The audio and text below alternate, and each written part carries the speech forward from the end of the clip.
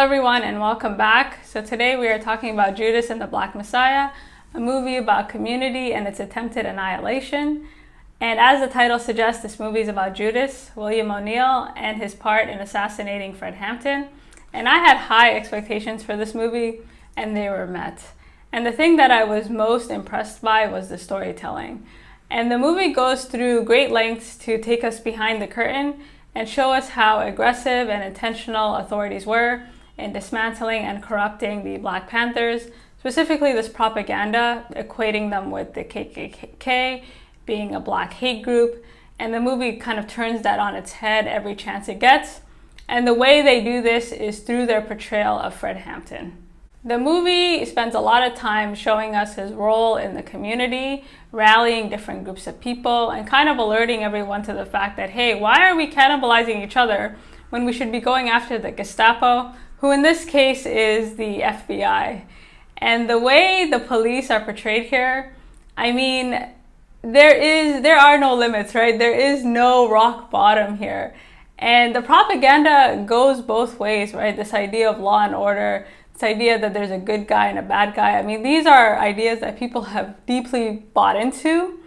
And as we get deeper into the investigation and this facade kind of falls off, what's interesting to me is how people kind of react to it and how people kind of rationalize their behavior, knowing damn well that what they're doing is wrong. And we know that William O'Neill killed himself, but how do these officers sleep at night? Like, how do you live with yourself? And I think it just goes to show how strong this propaganda is and how people's reaction is to kind of fall into line. And I really enjoyed the fact that the movie spent a lot of time on each individual character. And this for me at first was a little bit problematic. Like, I would have loved to see them have more personal conversations, kind of build their relationship with each other. But the more I thought about it, the more I realized that this wasn't necessary, especially for this bigger picture, because each character we get invested in each character. We get invested in William O'Neill, we get invested in Fred Hampton, we even get invested in Roy, this FBI agent. And each one of them kind of gives us a different vantage point or a different way of looking at things. You take the portrayal of Fred Hampton here, I mean, he really embodies community, this bigger picture, this kind of rallying for a better future.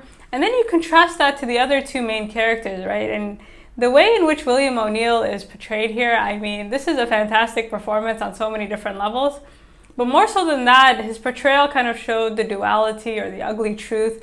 Nothing's ever one-dimensional, right? Like, at times you hate his character, you're disgusted by his character, you're laughing with him. Like, there's just so much going on with him. It's to the point where he gets almost too much joy out of being the snitch. I mean, he's getting his money from the FBI and he's just chilling, right? Like, he's just relaxing and you're just like, how do you sleep at night, sir? And then the movie gets deeper and deeper, right? And of course, working with the FBI is a lot more comfortable than going to jail. And his intention initially was to avoid jail time.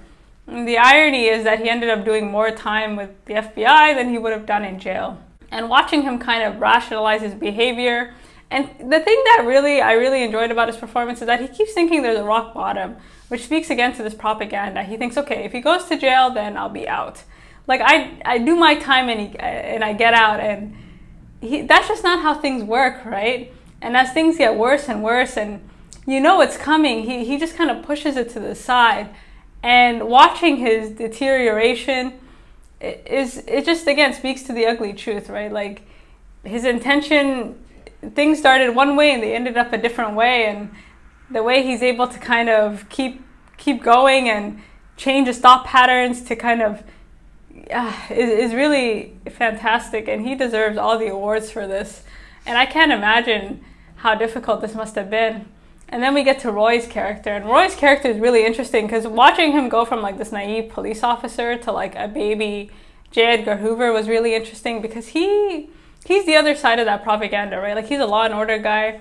You feel like he's okay, right? Like, he says, he bought into the propaganda. There's an us versus them. Like, we're doing the right thing. We're on the right side of history. And, this is a guy who studied and worked really hard, and he gets into the FBI and he thinks, okay, great, like I am law and order, right? And come to find out, like, the punchline of the century, which is that it's all a complete joke. And this is just for the exams, right? Like, this isn't that serious. Like, now that you're here, like, throw that shit away. Like, and so his colleagues are looking at him like, oh, you believe that? Like, no, you know that's not what we do here. Like, we're not law and order. And so he's just shocked, right? He's like, we're gonna let these people get away with murder.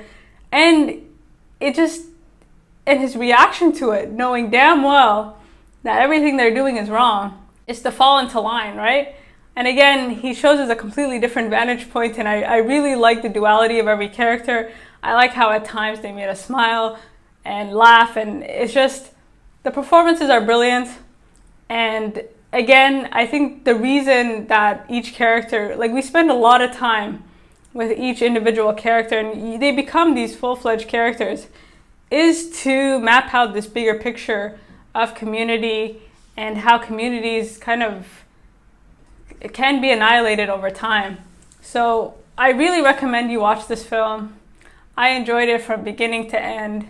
And I love that this movie never really fell into any traps, right? Like, it has a very strong point of view. It has a very strong kind of, I mean, it's relentless.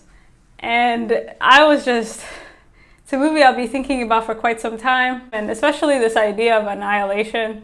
And the harder the police try to annihilate this community, they just kind of keep rebuilding and rebuilding. And the only way that's possible is if people work together. And William O'Neill, like, this is a movie ultimately about William O'Neill, but the way in which he was portrayed as this kind of tension between the individual and the community, I thought was really brilliant. And yeah, you guys let me know what you think, and until next time.